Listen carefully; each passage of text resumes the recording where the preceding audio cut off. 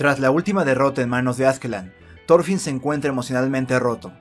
No importa cuántas veces lo intente, parece que nunca vencerá al asesino de su padre. Y allí, en el fondo de su desesperación, de los años que ha perdido en busca de su venganza, una que nunca ha llegado, se le ofrece terminar con todo y volver a su hogar en Islandia. Thorfinn rechaza esos pensamientos y corre a la reunión donde está Askelan, solo para ver que otro le clava la espada y le arrebata su sentido de vida, solo para escuchar sus últimas palabras. Esto es de Tokyo Jerusalén Semanal número 25. Ahora, ¿cómo piensas vivir tu vida? ¡Comenzamos! Hola, ¿qué tal? Muy buenos días, tardes o noches. Mi nombre es Kev y soy muy contento de que nuevamente vengas a este espacio llamado de Tokyo Jerusalén Semanal, donde platicamos de los animes y mangas que hemos visto últimamente. El día de hoy, y después de un breve descanso de invierno, volvemos con nuestras emisiones semanales. En ese descanso aproveché yo para verme Cyberpunk, para ver también Summertime Render y la primera temporada de Vinland Saga, que es el anime del cual hablaremos en esta ocasión. Me hubiera gustado también verlo en emisión, allá por 2019 que se estrenó, pero vaya, tiene sus ventajas. Por otra parte, yo no tuve que esperar demasiado para verme la segunda temporada, ¿no?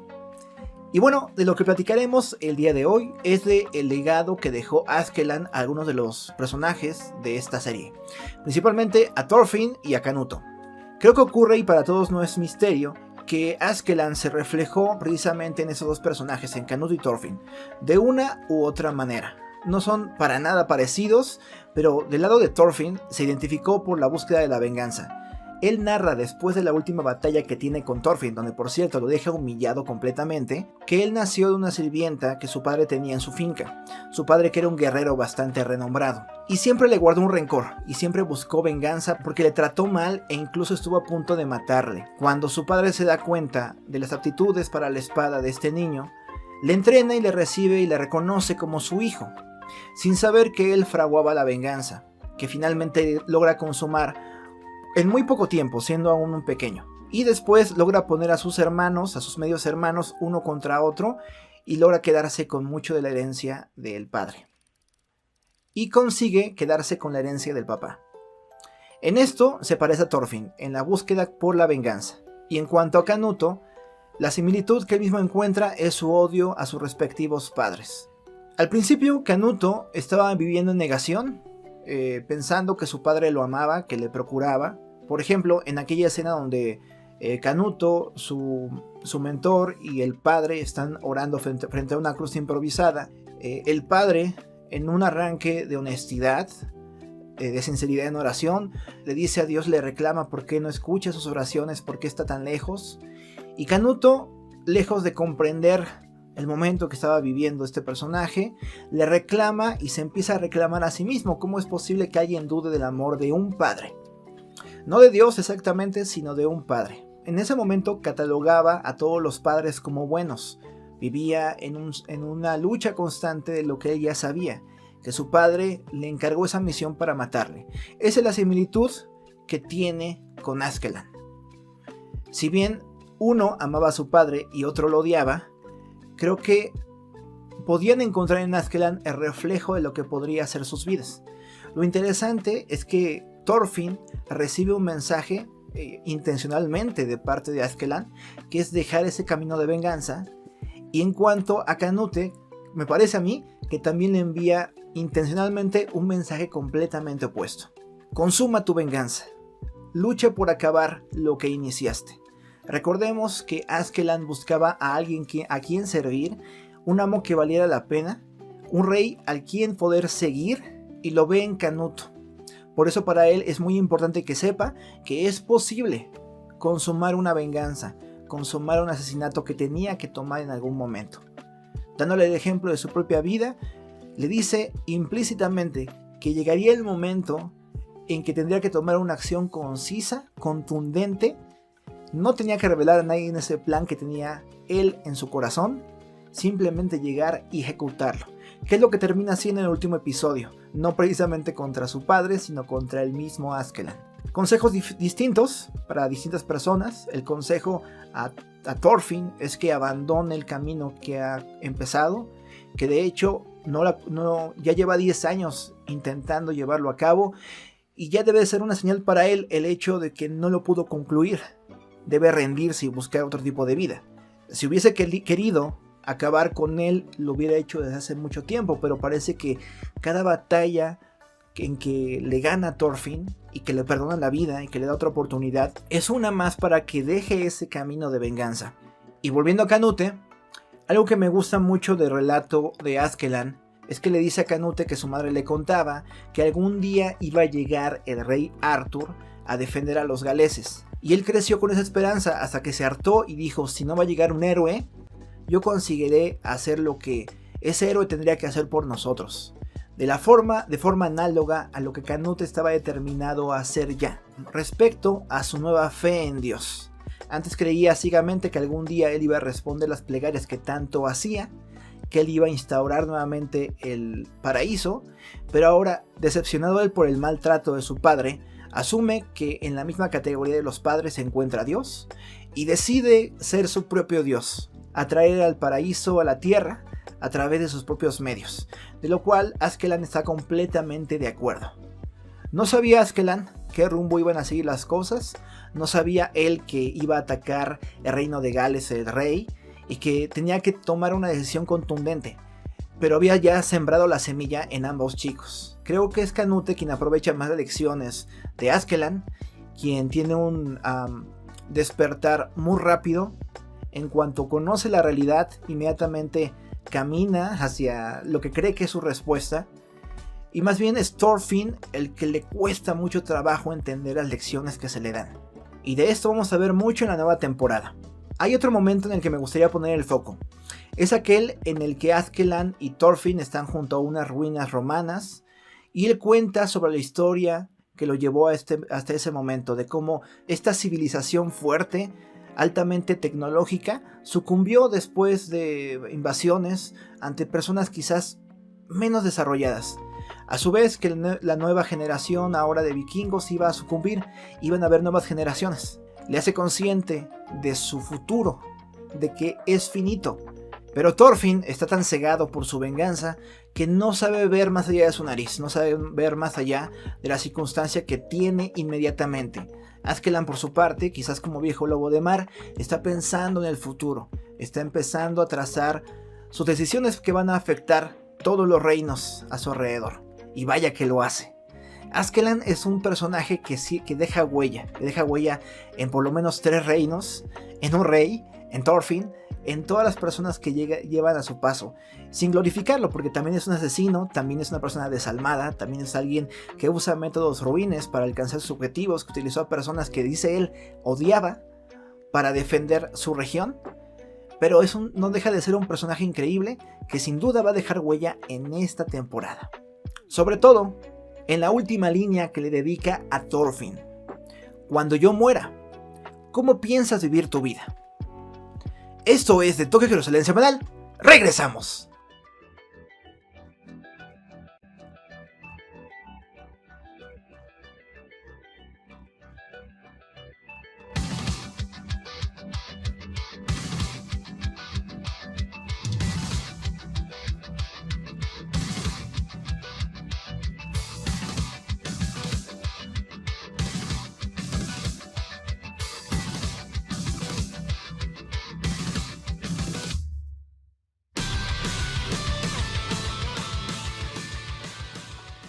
Después de que muera, ¿qué vas a hacer con tu vida? Son las últimas palabras que Askelan le dedica a Thorfinn en su lecho de muerte, ante un Thorfinn que está conmocionado, reclamando cómo es posible que esto acabe aquí, que no tenía que ser de esta forma. Y yo creo que si una persona no viera los últimos 23 capítulos previos a esto, pensaría que fácilmente es un hijo llorando por la pérdida de su padre, viéndole morir. Parece prácticamente así la escena, y es que en cierto sentido, Askelan ha tomado el rol de padre respecto a Thorfinn. No solamente en lo que platicamos en el segmento anterior, sino en cada uno de los encuentros que había tenido con él, le había intentado transmitir algo. Le había intentado llevar a un camino en donde rechazara la venganza que estaba buscando y continuase con su vida. Su padre real, Thors, se había esforzado mucho por crear un ambiente de tranquilidad para Thorfinn, para sus hijos, para su hija y su esposa, y él quería dar ese legado de no violencia, de paz, de que un guerrero no necesita de un arma, no necesita de una guerra para hacerlo. Cuando ocurrió el encuentro entre Askeland y Thors, creo que aprendió demasiado de al punto que al finalizar la batalla le pidió que les comandara, que ahora fuera su líder en lugar de Askeland.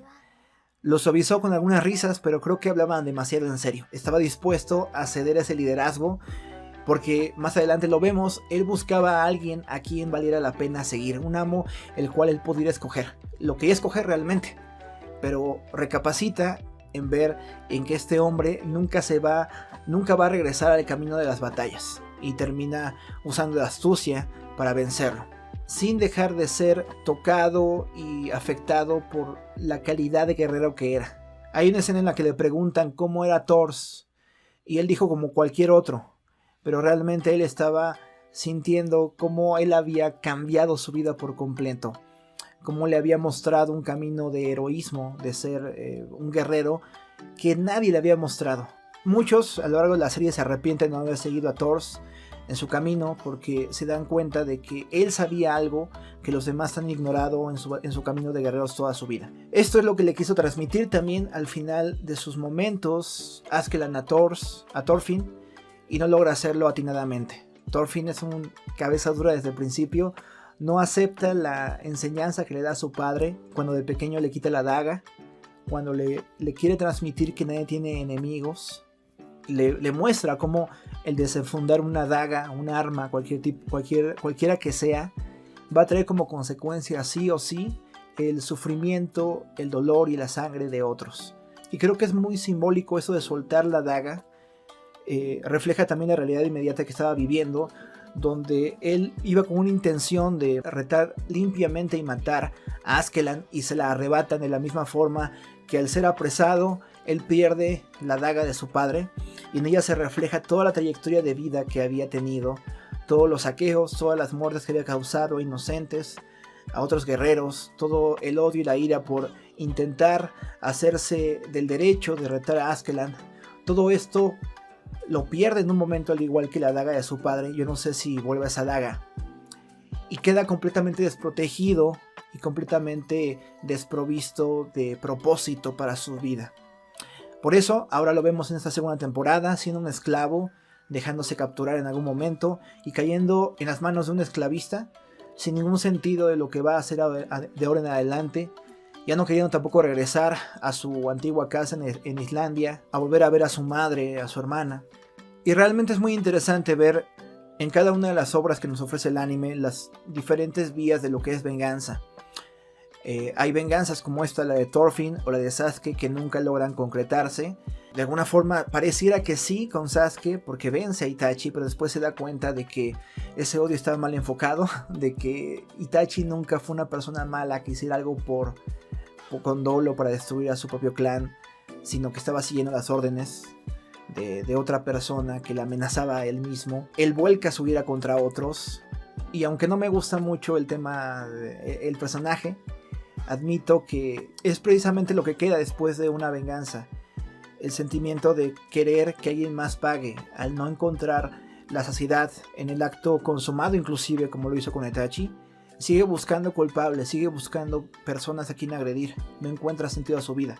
El contraste que tiene con Thorfinn es que Thorfinn es fastidiado en su empeño de vengarse de Askeland, nunca lo logra. Y cierto, esto es completamente disonante, porque él cada vez se sentía más fuerte, con la confianza en algún momento derrotarle, aunque estaba en ese momento frustrado. Él pensaba que en algunos años más iba a ser suficientemente fuerte para poder vencerle, aunque ya habían pasado 10. Es frustrado, pero no llega a tener la frustración de Sasuke de ya consumé mi venganza, todavía no encuentro paz, todavía quiero hacer daño. Otras obras como la que tengo acá, La Espada del Inmortal, tratan el tema de la venganza desde muchos puntos de vista. La historia trata de una chica que presencia el asesinato de su padre y la violación y tortura de su madre, y busca quién le pueda ayudar a destruir aquella banda que destruyó a los que amaba. Se encuentra después con un hombre que había matado a 100 personas inocentes, y al ser maldecido, él jura y al ser maldecido él jura matar ahora a 1000 personas culpables. Se encuentra en los dos caminos y se vuelve su guardaespaldas y efectúa la búsqueda de todos los asesinos e implicados en el asesinato de su padre y madre. Y lo interesante de esa obra es que cada nuevo personaje le alienta o le recrimina el camino que está siguiendo. Algunos, por ejemplo, le dicen que no se ha tomado en serio el camino de la venganza, que ya tendría que haberlos matado, que no está honrando a sus padres. Otros le muestran que debería perdonar y buscar un camino más apacible, buscar la espiritualidad. Otros le dicen, ¿cuándo es suficiente? ¿No te das cuenta que has sembrado un camino de sangre en tu venganza, tanto de personas de la banda que agredió a tu familia como del gobierno, y terceros implicados completamente inocentes? ¿Hasta dónde será saciada tu venganza? Rin, que es el nombre de esta protagonista, se encuentra en muchas veces con el principal de sus agresores, y es curioso cómo en muchas circunstancias en que ambos dependían el uno del otro, que no había forma de sobrevivir a una situación sin cooperar, se da cuenta que personalmente no tiene nada en contra de él, y es mutuo. Tampoco el otro tiene nada en contra de ella, y tampoco de su madre o padre. Fue un efecto colateral de reunir a un grupo de guerreros mercenarios que no tenían ningún tipo de respeto por nada o nadie. Muy similar a lo que ocurre con Askelan. Askelan realmente no odiaba a Thors, realmente no buscaba su mal. Fue gajes del oficio para él.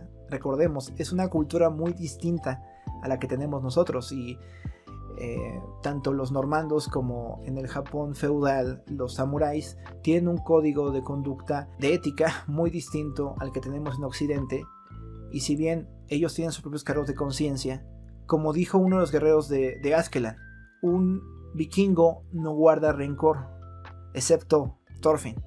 Thorfinn es el único que quiere venganza, cuando todos los demás saben que guerra es guerra, que los amigos que un día lo fueron, después se pueden hacer enemigos, voltear al otro bando, simplemente por el placer de guerrear. Y lo irónico de la espada del inmortal, sin hacer demasiados spoilers, es que en algún momento deja de tener sentido el asunto de la venganza frente a cosas más importantes e imperantes para la vida de Rin y para la vida de reino de Japón en esa época feudal. Aterrizando un poco hacia nuestra situación real actual, como hice en el podcast donde traté del caso de Toya Todoroki y su deseo de venganza con Endeavor, me gustaría preguntarte a ti que me ves, a mi audiencia, si tú tienes sentimientos de venganza y de búsqueda para destruir a una persona por lo que te hizo a ti o la persona que tú amabas.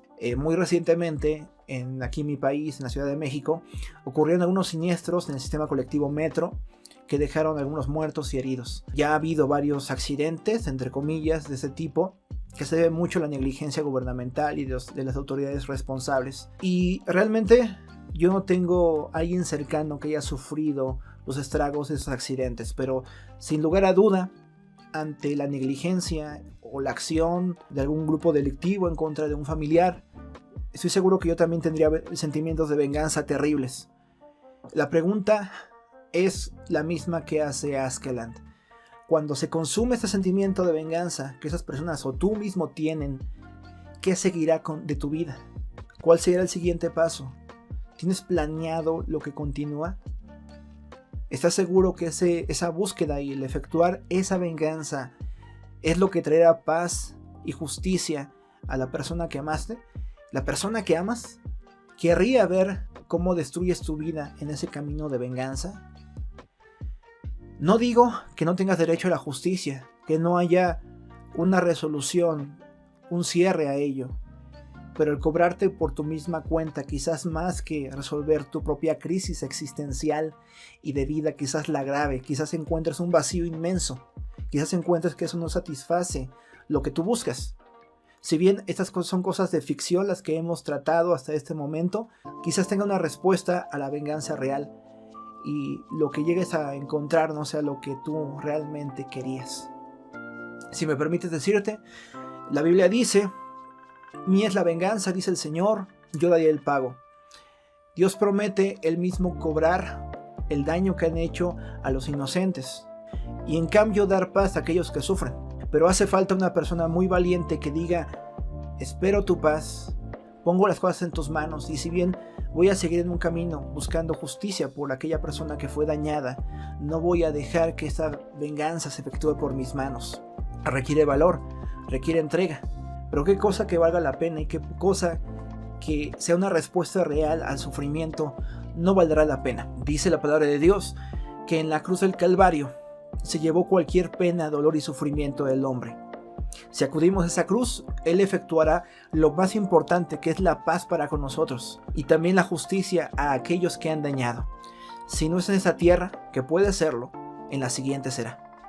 Pero tampoco extrañe que Dios tenga tanta compasión para ayudar a absolutamente todos los implicados, víctimas, incluso fallecidas, victimarios y los que han sido afectados por estos. Quizá Dios extienda su mano como lo hizo con aquel ladrón junto a la cruz, que a pesar de que tenía culpas inmensas, que fue una persona, un criminal nefasto y que reconoció eso, recibió el perdón de Dios. No os extrañe, porque siendo sinceros, todos hemos sido malos para alguien, todos somos los malos en la historia de alguien, en mayor o menor medida. Y frente a un Dios justo que demanda pureza, santidad, que seamos personas buenas, también nosotros merecemos el que se nos aplique la misma justicia que pedimos a otros. En lo que hemos visto, en la acción de Askeland, de Thorfinn, de cada uno de los personajes, vemos manos manchadas. Sí, manos que buscan justicia para alguien más, pero manos también que han sido injustos para otras personas, que han dañado gravemente. Sasuke, Rin, Manji en The Fire del Inmortal, Thorfinn, Askeland, todos están manchados. Y en algún momento alguien tiene que parar y decir: yo apelo a una instancia mayor a mí para que haga justicia, traiga perdón y me dé paz. Justicia, perdón y paz. Si quieres platicar más al respecto, por favor mándame un mensaje. El camino es largo y yo sé que muchos de los que quizás me están viendo efectuaron esas venganzas y quizás tengan otra opinión y digan: sí me ha dado paz, sí he encontrado el regocijo, sí resolvió un problema grande. Aún así, el camino es largo. La vida después de una venganza continúa con altos y bajos, con sinsabores, y si me lo permites me gustaría platicar contigo para compartir aunque sea una parte de ese trayecto. Esto es de Tokio a Jerusalén Semanal. Regresamos.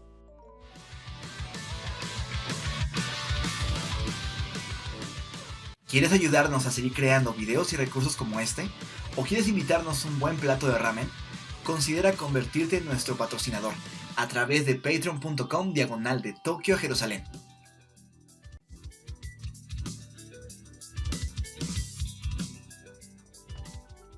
En este último segmento vamos a dejar un poco el tema de la venganza y vamos a centrarnos a algo más ligero y tranquilo en apariencia, que es el deseo. Quisiera hacer la misma pregunta que Askeland le hace a Thorfinn en su deseo de venganza, a todos nosotros que buscamos algo de la vida. Cuando alcances ese algo de la vida, ¿qué piensas hacer con tu vida? No he platicado demasiado de Chainsaw Man. Es un anime que nos dejó, creo que a todos, muy impactados.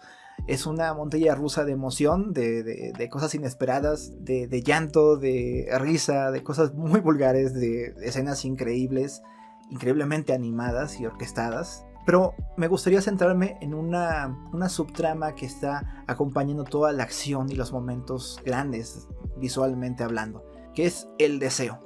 Al principio de la serie, Denji solamente anhela poder comer, llevar un plato a su boca de él y de Pochita. Le basta incluso ser manipulado por los gángsters que también manipularon a su padre, solamente por un puñado de comida, un puñado de harina. Hay un extra en uno de los tomos de Chainsaw Man donde se narra que a veces comían Pochita y Denji un poquito de harina con agua e imaginaban que la gente también le ponía azúcar, ¿no? Y a eso le llamaban pastel.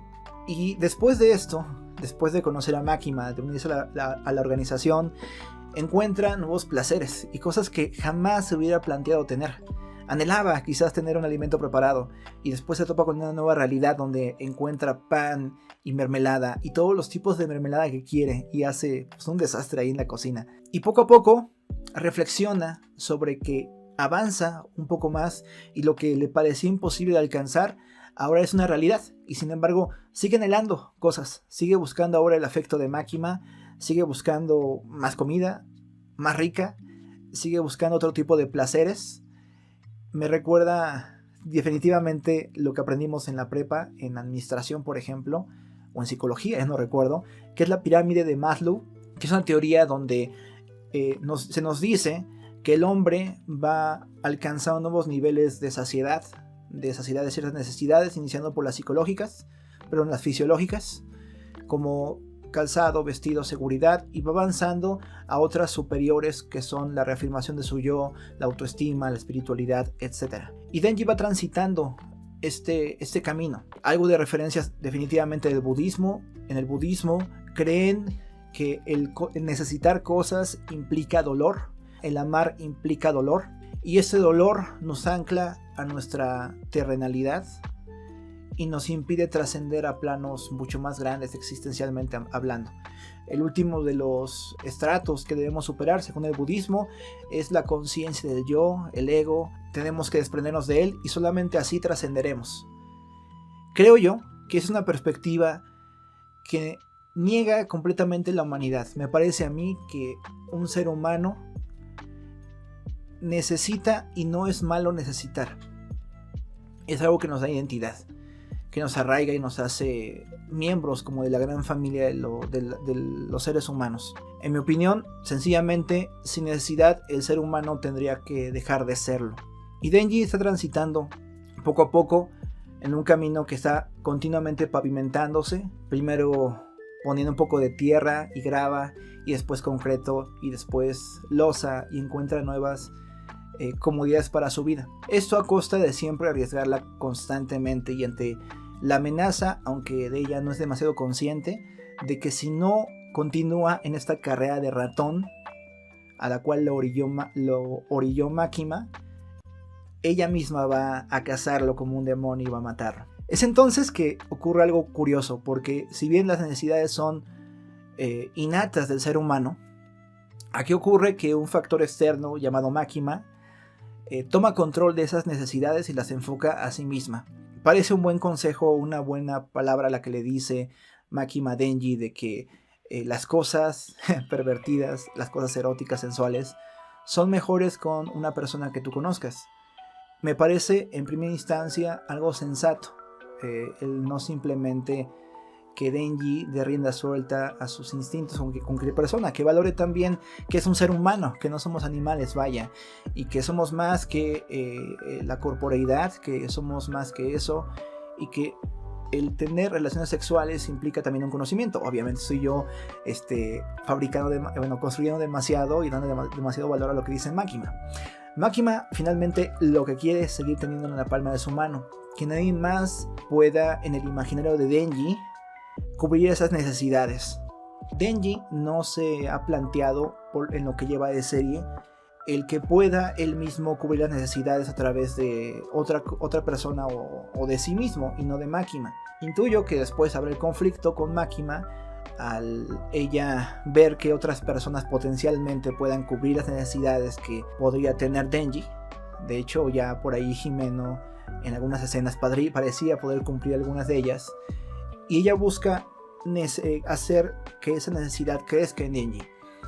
Remonto a uno de los podcasts que publiqué la anterior temporada, el de Jujutsu Kaisen 0, donde vemos cómo mutuamente los dos protagonistas de esa obra, ahorita se me van, viven una vida de codependencia, es la palabra que estoy buscando, donde uno hace creer al otro que lo necesita y sin él no podría vivir, o que el otro no podría vivir sin mi presencia.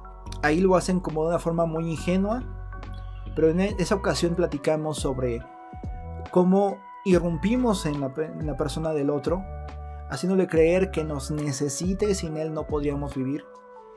Y eso al final de cuentas nos causa dolor y rompe la inocencia y rompe lo bueno que pudo haber sido un vínculo, el querer abarcar a la persona completamente.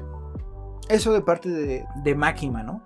Pero pensemos en un escenario donde Makima no exista, donde simplemente él mismo sale del dominio de esos gángsters y empieza a crecer, y empieza a ver que él puede desarrollarse en la sociedad y saciar sus propias necesidades. Él se seguiría preguntando, yo creo, ¿hasta dónde es suficiente para mí? Esta expectativa que yo tenía, la cubrí. Vivir una vida cómoda, tener un hogar, comida caliente en mi mesa, dinero para gastar en mis necesidades, gente que me quiere. Eventualmente Denji quizás hubiera logrado eso. ¿Por qué no tengo esa satisfacción? Y es curioso porque él es un personaje que vivió literalmente en pobreza extrema. En un país desarrollado, pero vivía en pobreza extrema, sin poder llevarse un plato a la boca a diario, mendigando por centavos. Y es curioso, ¿no? A través de Makima encuentra la saciedad de todo. Nosotros quizás no tenemos un salto tan grande, no hemos vivido una transicionar de nivel económico a otro, pero nuestros anhelos quizás cuando los alcancemos, pero ¿qué habrá del momento en que alcancemos esa meta económica, afectiva, psicológica que tanto estamos buscando? Por ejemplo, ¿qué pasará cuando este proyecto de Tokio Jerusalén despunte un poco más?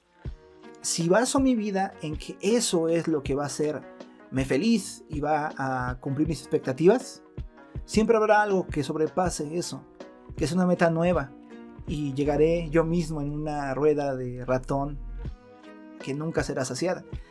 Saliendo del anime, la película Click de Adam Sandler, perdonen por tan mala referencia, trata ese tema. Un hombre que buscaba un ascenso en su trabajo como arquitecto y trabajaba y descuidaba a su familia, y él pudo ver en saltos temporales cómo esas consecuencias, cómo eso que hizo tenía consecuencias en su futuro, sin poder alcanzar en el corto plazo la meta que era ser un ejecutivo. Después de un tiempo se da cuenta de que no valió la pena tanto trabajo por perder a su familia y por más bien legar a su hijo una conducta de apreciar más el trabajo que a los suyos. Si ese es el camino que estoy siguiendo en esos podcasts, por favor alguien deténganme. Pero también si es el camino que tú estás siguiendo en una meta de cualquier tipo, detente un poco y te invito a que te preguntes, ¿qué harás cuando cumplas esa meta que tanto anhelas? Y otra pregunta, ¿por qué no lo haces ahora? Si tu dilema es darle un mejor futuro para tus hijos, yo te recomiendo que quizás les des un mejor presente estando allí, estando en ese momento. Si tu meta es tener una relación, ¿por qué no aprovechas las relaciones que ya tienes de amistad, de familia, con la gente que está a tu alrededor, para empezar a vivir la alegría que quizás estás adjudicándole a una persona en el futuro? Y llámese meta económica, llámese meta espiritual de todo tipo, ¿por qué no te saltas los pasos y en lugar de hacer aquello o ser la persona que quieres ser hasta que llegues a ese lugar, ¿por qué no lo eres ahora? En el transcurso se pierden muchas cosas. No digo que no dejes de ser ambicioso y busques esas cosas que anhelas, pero podrías perder tu vida, si me explico. Nuevamente lo que dijo Askelan es cierto para las personas que buscan venganza, pero también es cierto para todos los que buscamos algo de esta vida. ¿Cómo piensas vivir tu vida después de eso? Terminamos este podcast y me gustaría aprovechar el momento para hacer una oración por ti. Este es un podcast literalmente cristiano, si no te has dado cuenta. Espero que lo hayas dado cuenta, estoy esforzándome por serlo en mi vida. Y me gustaría simplemente hacer una oración por ti y por mí, para que pongamos en manos de Dios nuestras vidas, nuestros deseos, anhelos, sentimientos de venganza, si es que los tenemos. Y si es necesario, demos media vuelta y cambiemos de rumbo, si es que esto nos va a dañar. Padre eterno, gracias por tu amor, gracias por este momento, Señor, que me prestas de estar ante un micrófono, ante una cámara y orar por la persona que me está viendo, que me está oyendo. Señor, danos conciencia de que la vida es breve. Recuérdanos, Señor, que las civilizaciones pasan, el tiempo pasa, nuestros músculos, nuestros ojos, nuestro cabello pasa, Señor. La juventud pasa. Y si no aprovechamos este momento que estamos viviendo, Señor, no llegará otro. No habrá una segunda oportunidad. Dice tu palabra, enséñame a contar mis días con sabiduría. Ayúdame a mí y a la persona que me está viendo a contar sus días con sabiduría. No solamente como pequeños pasos y peldaños para llegar a un objetivo, sino como objetivos en sí mismo. Gracias, Señor, porque me das la oportunidad de perdonar, de ser perdonado, de amar, de ser amado, de soltar, de agarrar, porque todo tienes un tiempo, dice tu palabra en Eclesiastés. Para todo hay tiempo incluso para pelear, hay tiempo para perdonar. Señor, si es el tiempo de perdonar a la persona que me está escuchando, de dejar un camino de venganza, de ira, de enojo. Te pido que tú se lo reveles, que tú le muestres, Señor, que tú quieres cambiar cada parte de su entorno, empezando por él mismo. Y también, Señor, quieres darle justicia a aquellos que han sufrido el dolor, Señor, de los injustos. Pero, Señor, danos paz, danos tranquilidad, danos saciedad y confórmanos, Señor, con lo que tenemos. Que no por buscar una vida después olvidemos la vida que tenemos ya. Gracias por el regalo gigante que nos da, Señor, de conocerte. Gracias porque tu Hijo vino a la tierra a dar justicia, tiempo, libertad, paz. Y tú quieres que esa vida y eso que tú ofreces sea nuestro. Te agradezco y te pido esto en el nombre de mi Señor Jesús. Amén y amén. Terminamos aquí. Me dio mucho gusto estar un rato contigo. Espero que te haya gustado, entretenido, inspirado, retado también. Sé que son temas difíciles los que hemos planteado y quizás no para todos, pero quizás para ti que me estás viendo sí lo sea. Quizás tú no tengas esta relación con estos temas y simplemente sea un medio de entretenimiento y digas, este loco se complica la vida buscándole en todo a Dios, pero la verdad es que uno, Dios está en todo. Y dos, lo que no nos sirve en este momento nos servirá después. Y si no te sirve a ti, lo que hemos platicado el día de hoy, estoy seguro que habrá una persona que necesite que tú hables este mensaje. Por favor, comparte esto con aquellos que necesitan de una palabra como esta o que quieren entretenerse con un rato de ocio, de anime, de espiritualidad y bla. Coméntame qué te ha parecido, suscríbete si no lo has hecho y permanece al tanto de lo que estaremos publicando próximamente. Publicamos reacciones, reseñas, algunos ensayos y este podcast semanal que se llama De Tokio a Jerusalén semanal. Nos vemos pronto, la siguiente semana, primero Dios, en una nueva emisión de Tokio a Jerusalén semanal. Cuídate mucho, síguenos en redes sociales, así Tokio a Jerusalén. Estamos en TikTok, Twitter, Facebook, YouTube y Spotify. Ahora sí, nos vemos. Recuerda, donde hay tinieblas, la luz brilla más. Cuídate mucho y hasta luego. Chao.